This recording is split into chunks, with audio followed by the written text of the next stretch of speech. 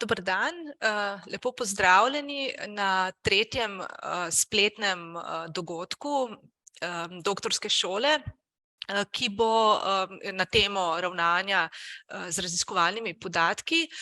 Danes bomo imeli predavanje o zbiranju, hranjenju ter analizi raziskovalnih podatkov, zelo koristna tema, ki vam bo gotovo v pomoč pri ravnanju s podatki.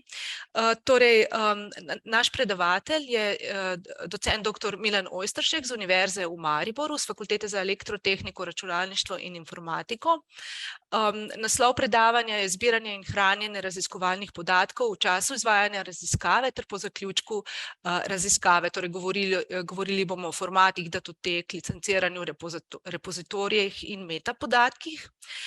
Zdaj, samo nekaj praktičnih informacij v zvezi s samim predavanjem. Danes je izjemoma predavanje v slovenskem jeziku zaradi same narave predavanja. Smo pa o tem ste bili obveščeni in pozvali smo vse tiste, ki bi potrebovali dodatno predavanje v angleščini, da nas kontaktirate. Bomo organizirali poseben termin tudi za študente, ki ne govorite slovensko. Potem še glede vprašanj, ki jih lahko postavljate. Torej, najprej bomo imeli pol ure predavanja, potem 10 minut za vprašanja oziroma odmor. Vprašanja prosim postavite v chat in jih bom jaz prebrala.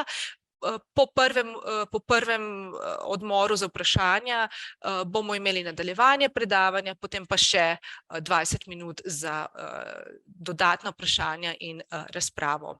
Tako, zdaj pa vam predajam besedo, profesor Ojsteršek. Hvala.